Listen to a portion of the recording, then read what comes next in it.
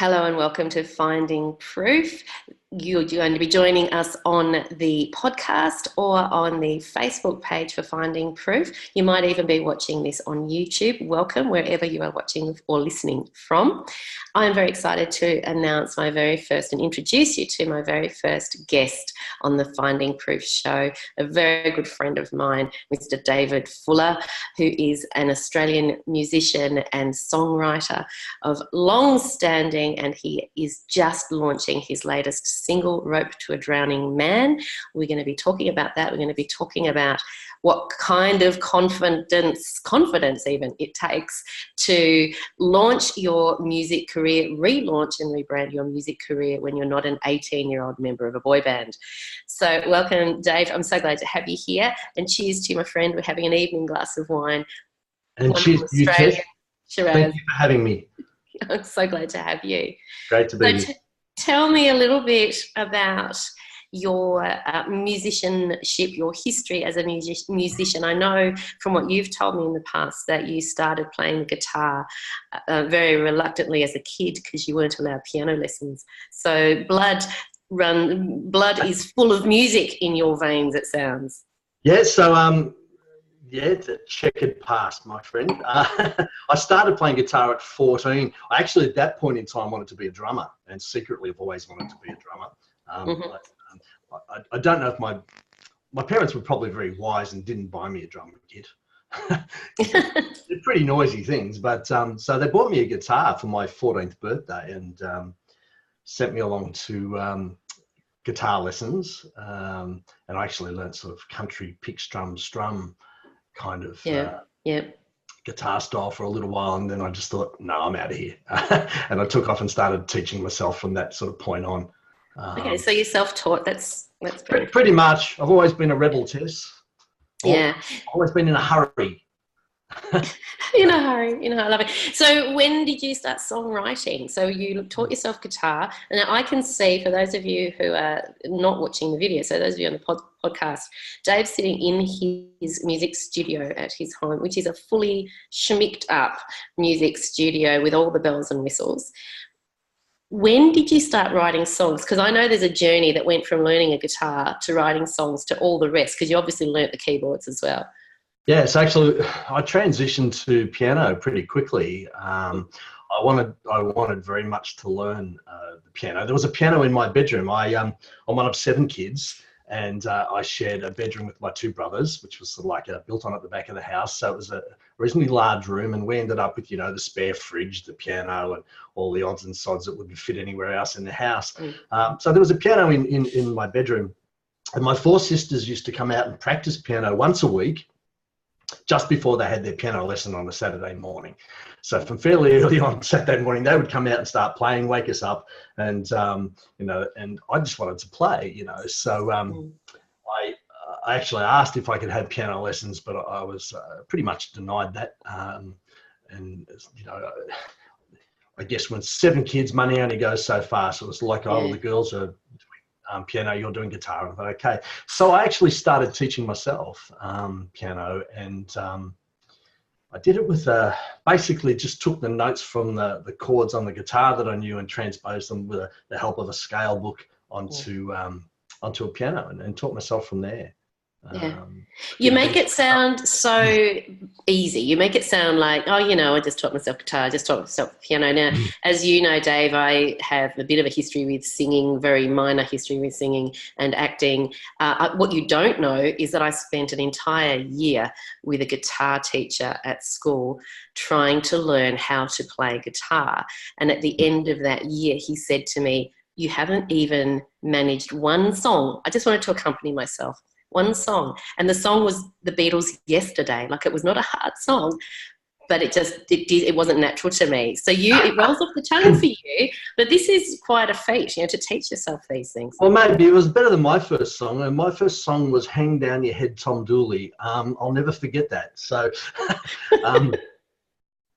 so I think I wish it had been yesterday. That would have been good. You would have had it in a flash. Kind of interesting. It is. I actually think I knew I was a musician a lot earlier than than I actually started playing. I mean, I have very early memories of just knowing, you know, as a really young kid, that I could actually sing. I had no proof of that because I actually had never tried, but I just knew I could sing, and same with music. So I guess I had a leaning to it, and a desire to do it. And it's fair to say that I was pretty crap for the first few years. Some would argue I was pretty crap for the first 40 or so, but you know, but definitely early on, it's not an easy thing to do. You know, 1% talent, 99% perspiration, as they say. Or, and you've got to, you know, I just really wanted to do it.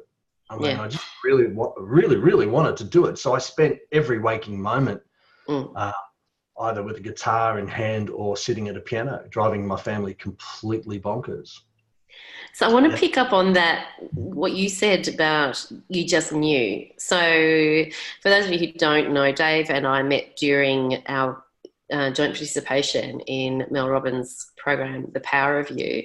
And she talks quite a bit about that, those moments in your life where you just know in your bones. And I've got examples of that I've talked to my audience about a couple of times, and we'll continue to share those sorts of stories. But for you at such a young age to have that inner wisdom, that inner knowledge that you just knew and you felt it in your bones, and you had the confidence because you just knew to persist with it. Yeah, I think that came a little later. I remember being, like, I was very shy when I was young, probably still am in many ways. And I certainly wouldn't have put myself forward at a young age. I remember trying actually back in primary school to get, we used to start it probably seems very foreign now, but we used to start the morning, everyone would line up out in the quadrangle, and there was a drum marching band. You know, the drummers would play, and we'd all go off into school in our lines to the drums. Did you do that? Yes. Yeah, awesome. Like, great memory. I wanted to be one of those drummers, like, desperately. My godfather actually was the one who trained them, and I asked him, and I was basically rejected. I remember being crushed. Sad. I remember thinking, you just don't understand. I'm really good. You know, I would be the best drummer. I knew that. No proof of that, I guess, but I just really wanted to do it. I remember that, and I certainly didn't have the confidence really to push it then or pursue it. It wasn't probably into my teens that I started to really, you know, to go after it. So what was the turning point? When did you just know that you needed to ramp it up? Like, how did you do that? What did you do to ramp it up, and how did you know that you needed to? Well, I guess it's been ramped up in stages. I wouldn't say that it's a progression. They say you need something like 10,000 hours to master something. I'm not sure I've clocked up the 10,000 hours yet, but I've clocked up a lot of hours, and a lot of those hours were clocked up in my teen years. So when other kids were out playing, you know, sports or, you know, doing whatever they did on nighttime or Saturdays, I was in my room playing. So that was kind of like the first stage of ramping it up. It was just really intense, you know, just constantly at it, you know. I remember playing, you know, probably, you know, at the age 16, around 16, 17 for hours on a you know, any given day, you know, to a chorus of "Shut up," you know, or "When are you going to learn how to play?" You know, in the background. I love them. But you know, I certainly persisted. So that was sort of what the first sort of ramping. And then it's just been a progression. You asked earlier, when did I start writing? Interestingly enough, I started writing very early. So I was probably about 16 when I wrote my first song. So, you know, that was a couple of decades ago. What was it about? It's about a girl? No, it was about alcohol, actually. You were only 16. Yeah, no, I was a drunk. I vaguely remember it, you know, and it was really bad. But that's an interesting point. I think, you know, I'm sure my first couple of 100 songs were really bad. But it's like pancakes. It's like pancakes. You know, the first pancake's always going to be crap, and it's worth persisting because they get better. And I love it. There's a quote that I really love. I think it's G.K. Chesterton, who says, anything worth doing is worth doing badly the first time. And, and you've honed your craft over the years. Yeah. And I just remember the lyrics, actually it was about heartbreak and alcohol, the combination. Look, and I think that for me, actually, even though I'm a musician, and I actually think of myself as a songwriter first and foremost, and in particular a lyricist. I love lyrics, I always have, and I love the power of a lyric, the power of word and what it can do. So that came early for me. You've talked to me before about being able to write love songs. You're happily married. You've got the beautiful Nadia as your wife, and yet you are able to write songs of deep yearning and love. And you've said to me before that, well, that's your job, is to write these songs, whether they're for other musicians or for yourself. What do you draw on to do that? Yeah, so I've been married 33 years. 33 years of compromise, and I draw on a lot of things. It's I don't think you ever forget having your heart broken. Yeah. I don't think you ever forget that emotion, and I've certainly seen other people around me have their heart broken. And, I'm a bit of a voyeur, I like to watch people. I'm kind of, I absorb people's stories a little bit, I guess, and take little elements. I think I've also said in the past, it's just about every song I've ever written's got a bit of me in it.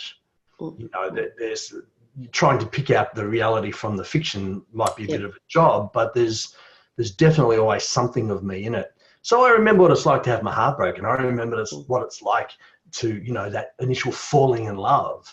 I also know what it's like to have longing and, and to look for, I don't know, the unattainable, or all those sort of natural, normal human emotions. And it's, I guess, as a songwriter, it's my job to lock in or tune into that and allow myself to feel those things, and then express them in song form, which is not always like a translator in a way, almost like what an actor does. That's a great way to look at it. An interpreter, such a translator. It's not always easy. It can be quite difficult, quite a difficult process, and very difficult to explain to people why you're emotional when there's no reason to be.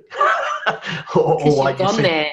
Yeah, because I've actually lived that emotion through the writing process, and I'm still processing it in some form or fashion. So it's an interesting journey at times. It takes a bit of courage to do that, I think. Look, it's an interesting thing. I think it does. But to not do it is painful.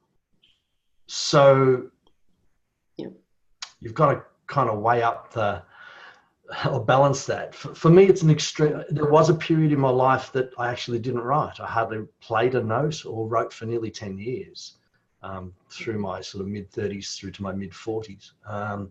And I think that damn near killed me, to be honest. What prompted that? Why did that happen? Longing. It's an interesting thing.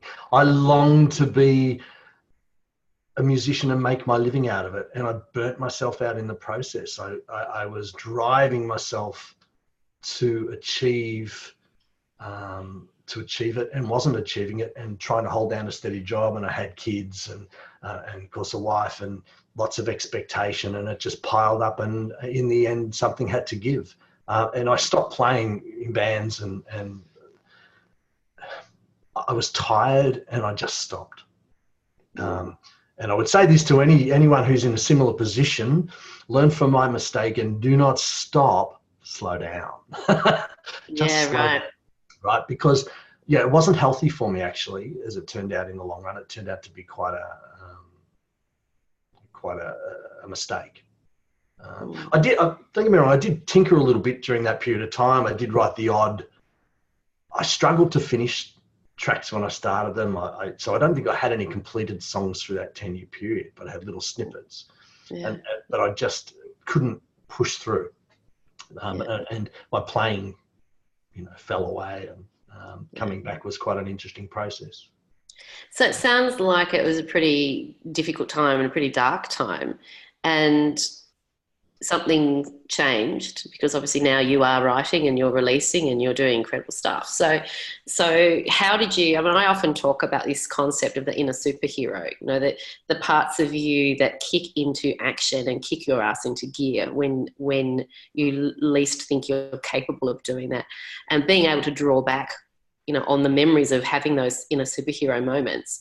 When did you spin around in the phone booth and go from Clark Kent down in the dumps to Superman, metaphorically, of course? There you go, the glasses are on.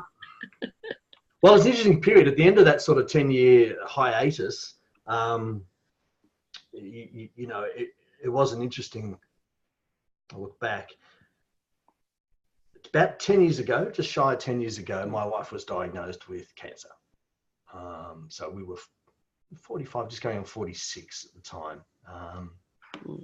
And, it rocks your world, and certainly rocked ours. It was a pretty rough thing.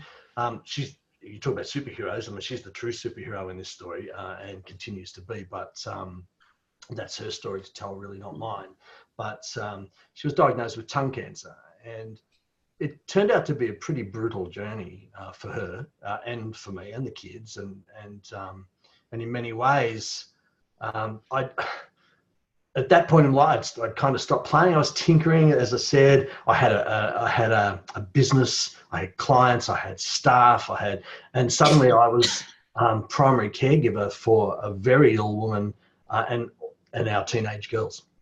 And so I was carrying, I guess, a pretty heavy load. It's fair to say. At the time, it was. And I actually, this is the interesting part, I think I actually thought I was Superman because I tried to carry that load on my own. And I eventually cracked. And, well, crack might not even do it justice. I think I shattered in many ways under the weight. And,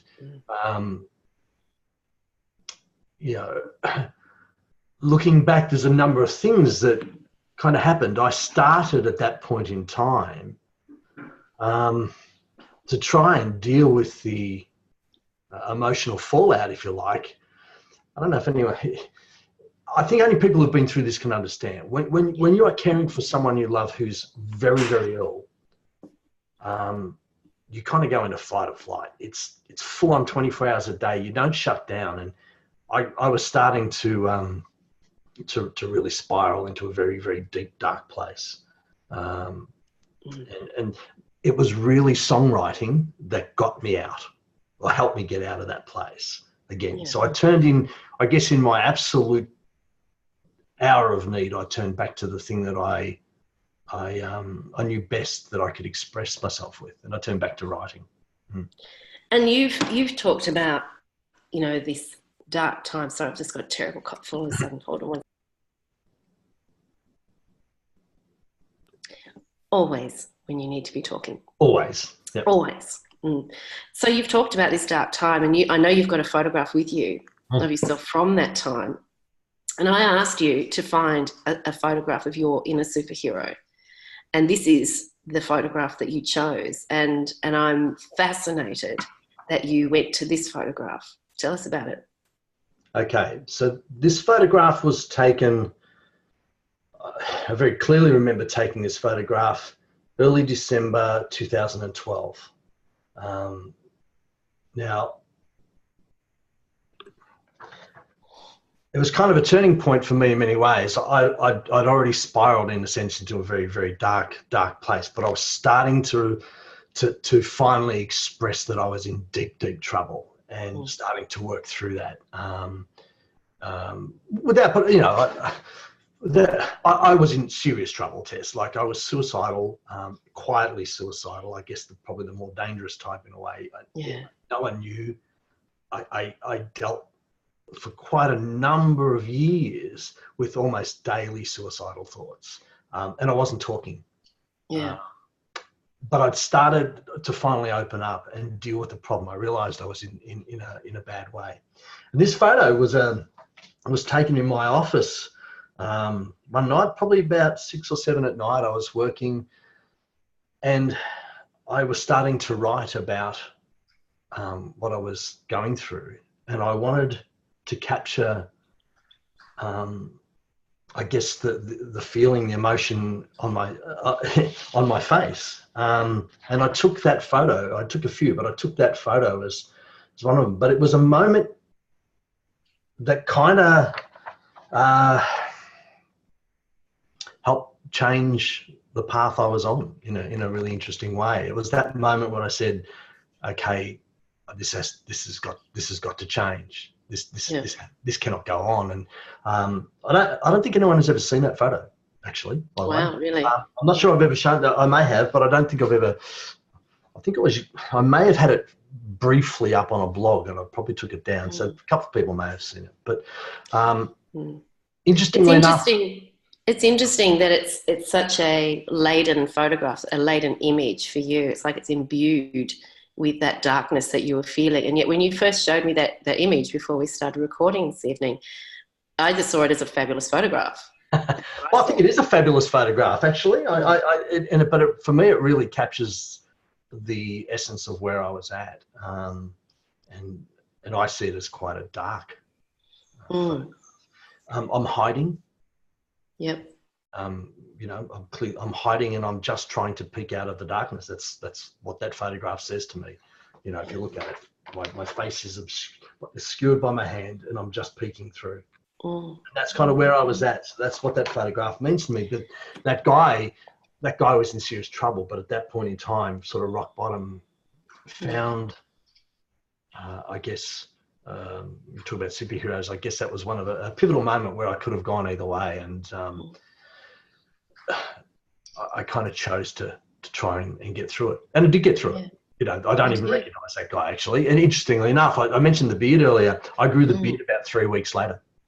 And there was a very definite reason I grew the beard. I actually made a conscious decision that I was tired of seeing that face in the mirror, and I wanted a new one.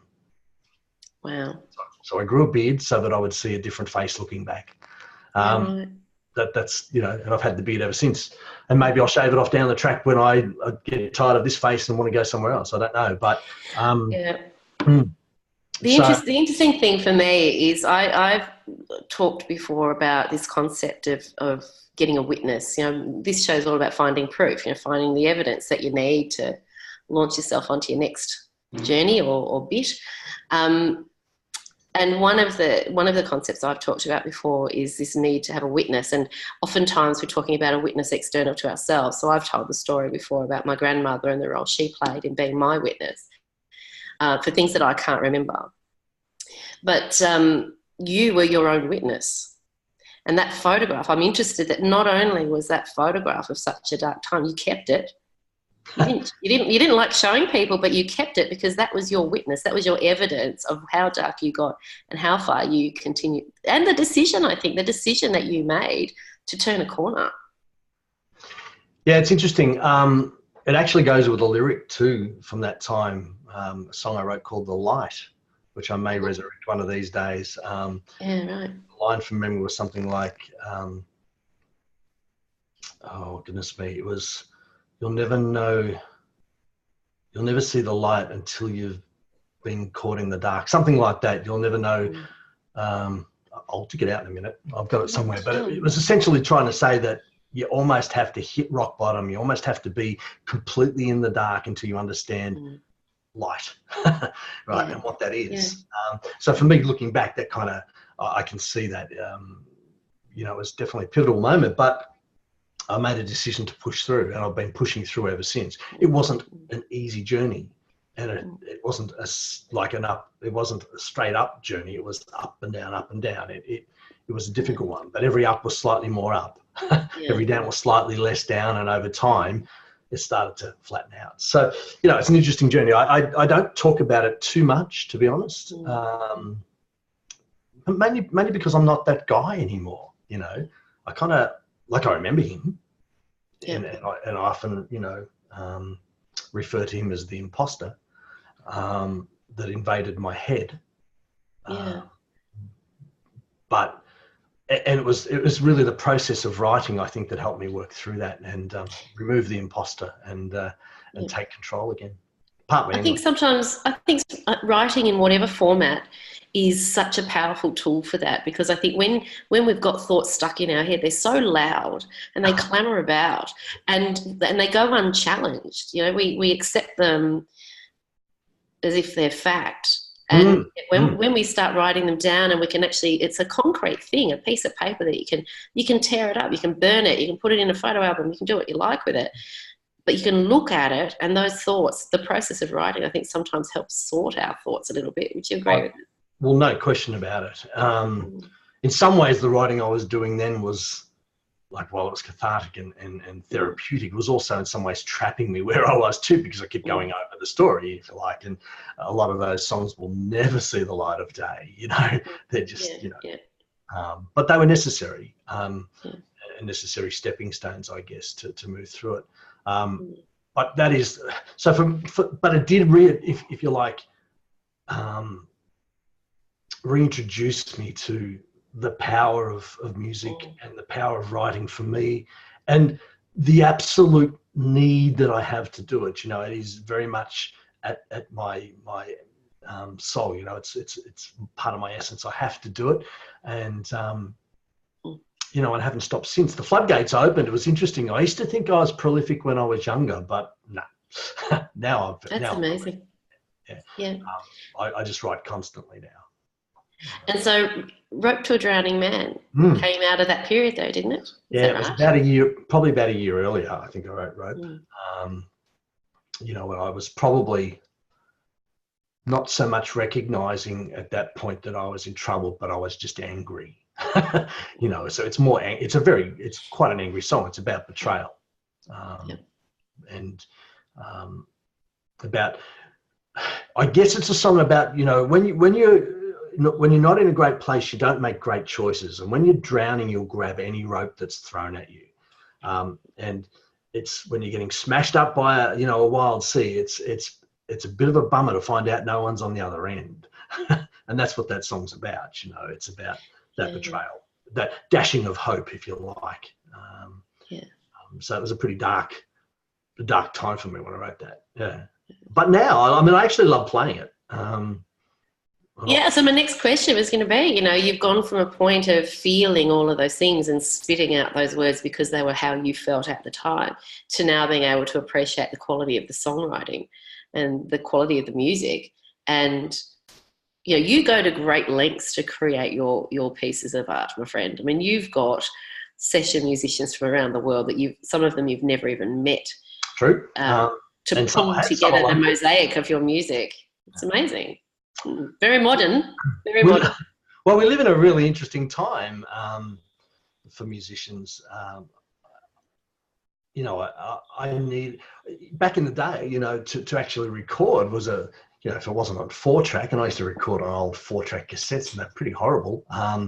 You know, there was certainly never going to be sort of studio quality. Today, your studio sits on your computer, and you know, it's a pretty damn good quality. And if you know, if you're lucky, you can get extremely good quality. It's no different what they have in studios. They just probably have slightly better equipment all round. But you know what? Even great equipment can't make crap musicians sound good. That's, you know. So at the end of the day, I think it's more about the quality of the writing and the musicianship for me.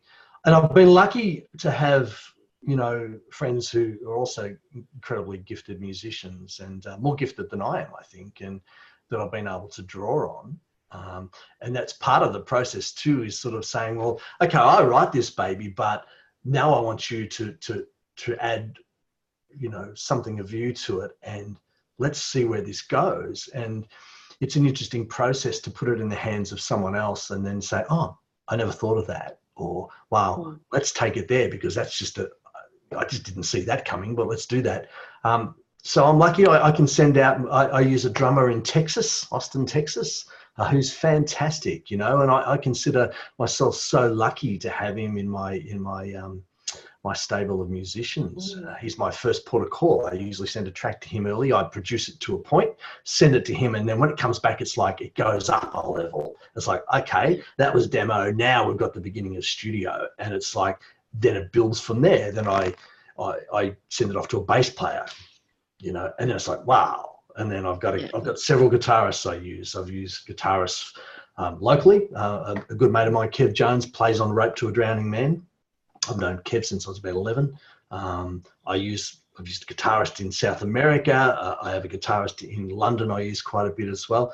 I've used session singers on occasion. My daughter sings on Rope to a Drowning Man. So I'm lucky that I've got other people that I can draw on. So it's by no means a solo effort.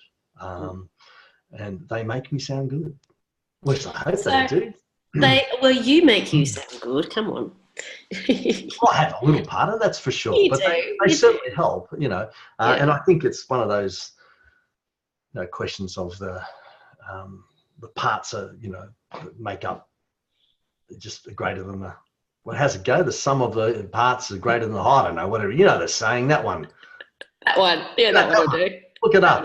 Google it. I have no idea. That made me laugh. I'll start having another coffee. One of those. So I know, because we've talked about this, so I've got inside information that I know that the journey for you, because you've rebranded, you've got new logo, you've got this kick-ass black and white image, which is very dapper, I must say.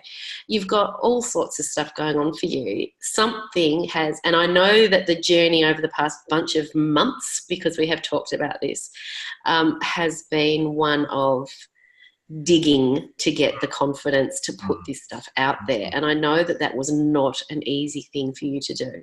The music making was your joy and your passion, but putting it out there was damn hard. So what turned the corner? How did you do it? Okay, number of steps. Putting music out into the world is extremely difficult. And if you know a musician and they've released something, give them a hug. It's really hard. And I think people think it's easy, but there is so much in Rope is a piece of my soul. And putting that out into a world where people can hear a little bit of my personal journey in itself is a difficult thing. Writing it's difficult, producing it, getting it to the point where it's ready to release is a real process, not a cheap one and not a quick one. But releasing it is a whole nother level. I always said that whenever I release a track, I used to release mainly on SoundCloud in the early days, but this is radio ready releases out on iTunes, Spotify, whatever. And there'll be CDs and stuff down the track. This is saying, okay, I'm a real musician. I'm a real songwriter. Take me seriously, because I'm taking myself seriously. That's not an easy thing to do, because the old head sort of says, who the fuck do you think you are? You're not that good, or, there's always going to be people who'll tell you you're not that good, but there's also people who love what you do. But it is I find it quite an anxious time for me when I release, because there's a lot of built up sort of, I don't know, maybe it's expectation, there's fear of rejection, there's fear of failure, there's fear of success, there's all those things, and you've got to push through that. So for me, there's been a number of steps. I had to come to terms with who I am as a musician, first and foremost, and make a decision about which path I wanted to follow. Yep. Did I want to try and write for other people and remain anonymous and see if I could sell songs to people? I think at 55, the likelihood of getting picked up by a major label is pretty remote, and I'm not that interested anyway. Or do you go down the path of being an independent artist and putting it out and taking control, and then you've got all the things that go with it? How do you promote it? How do you get found? How do you build an audience? How do you build a brand around that? So it's a mighty, mighty task, and I do most of it quietly on my own in the early hours of the morning. So how did I get here? It started by recognizing that we live in a completely different world than 20 years ago, and that you don't have to have a record company. That you can take control of your own art and you can put it out into the world, and that it's yours and you can control that. So it started with that, insight. And then realizing that, you don't need 1 billion people to love you. You don't even need 1 million people to love you. You just need to connect with people, really connect with a large enough group of people that they can help, or if you like, maintain what you're doing by giving you energy, by buying your product or whatever, and being part of that. Then recognizing that that's part of what I wanted to do, I then had to work out how I was going to exactly do that. And did I have, I had a lot of fear around that. I went into the studio a couple of times last year, and I was really unhappy with the results. I had other people mixing my tracks and I didn't like the results. So it's like, I felt kind of helpless. And so then I went off and I learned how to did courses on audio engineering so I could take control of the sound. And then a truly remarkable thing happened. Well, about 18 months ago, I picked up a book. I think you know the book. It's called The 5-Second Rule. And it's got nothing to do with food falling on the floor. But Mel Robbins' 5-Second Rule, I was actually recommended it by a client. And I got it on Audible and I listened to it non-stop from start to finish, and it changed my life in more ways than I could have possibly imagined when I read it. So that was early 2017. I set my alarm for 6 o'clock in the morning. I got out of bed and I started getting on with my life, really getting on with my life. And it was the beginning of a journey that continues today, that included, pushing those boundaries, facing those fears, talking about them, being real about what it's all about. I now get up at 5 o'clock in the morning. Now, I don't know too many musicians that get up at 5 in the morning and write and play and record at 5 in the morning, but I do, because I find that that's a time of the day that I can produce, that I can be creative, that I own. There's no one else around here at 5 in the morning, and it's my time, and, I don't have to justify it. Yeah. So that's how kind of this journey. And then I joined a course. I actually joined a course called The Power of You, which is how I met you. Mm-hmm. And I did it on an absolute whim, because I followed Mel Robbins on Facebook, and then this ad came up for this course, and I clicked the link, and I distinctly remember this. So kiddies, if anyone's listening, any kids, block their ears, because this is what hooked me in this moment. Yeah.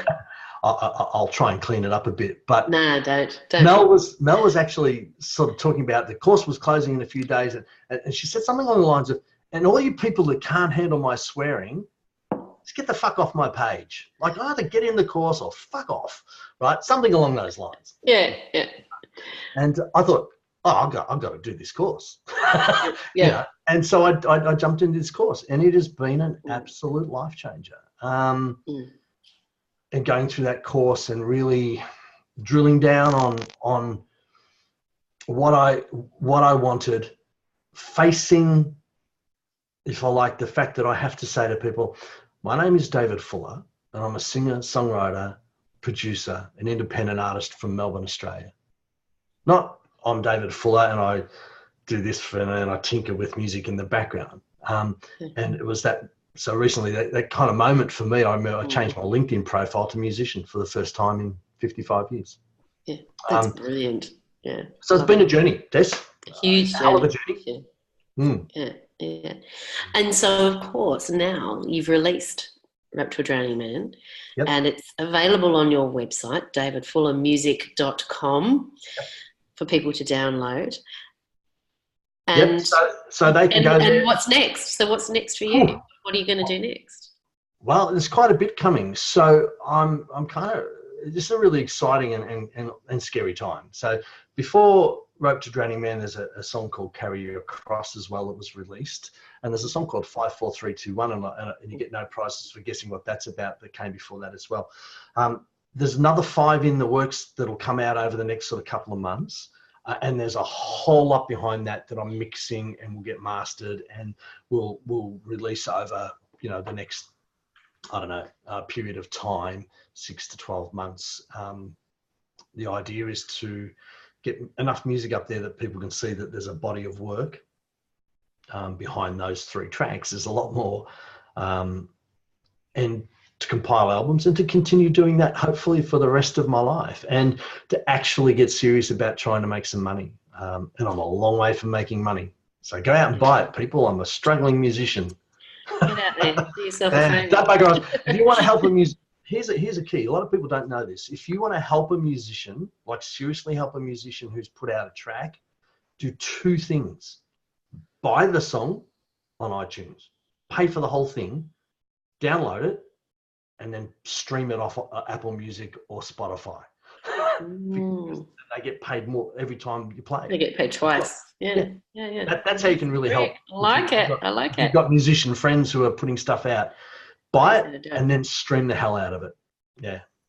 Because it takes a lot to get the money back. So that's what's coming. I'm hoping to. I've got a call in on Wednesday morning, hopefully taking on a mentor to help me actually do this. I am a marketer by, you know, my day job, if you like, but I'm a little too close to myself to market myself effectively, I think. So I've made a decision to try and engage a professional, as people engage me, to help them to actually get that going, get serious about it. Brilliant move, and we will see you ramp up in, successive notches over the next 12 or so months. I'm looking forward to it. Absolutely, and the music will change. You know, I've got you know, the stuff that's coming out was probably written over that sort of, a lot of it's over that period. It's not all dark. Yeah, no. In fact, I don't think most of it's dark at all. Even Rope's not that dark. It's just angry. Yeah. And I think that's fine. But there's a lot of my music, even now, my writing is changing as I'm changing. So actually, that was a fear for me, Tess, which was interesting. Could I write when I was happy? You know. And it seems you can. Apparently, I can. So there you go. There you go. So on that happy note, I'm going to say cheers to that, fabulous Australian musician that you are. And thank you for joining us and taking us to very dark places, might I add, tonight. That, you know, obviously we talked ahead of time that you're comfortable talking about these things, but I still really appreciate you sharing that. Because I think, you know, if we can shine light on dark times and share so that other people can, you know, get hope from that and move forward in their lives, and, you know, that you've done a great thing. Well, not even touching on the brilliance of your music. I love your music. Thank you. Appreciate it, Tess. Look, my pleasure. And if talking about, you know, depression, dark times helps one person, then yeah, I'll talk all day. I'll talk all day anyway. You know that. Yeah. I'm going to leave that one alone. No, fair enough. All right. Thanks so much, my friend. So happy to have you on the show. Thank you very much. Thank you for joining us on Finding Proof. Bless you.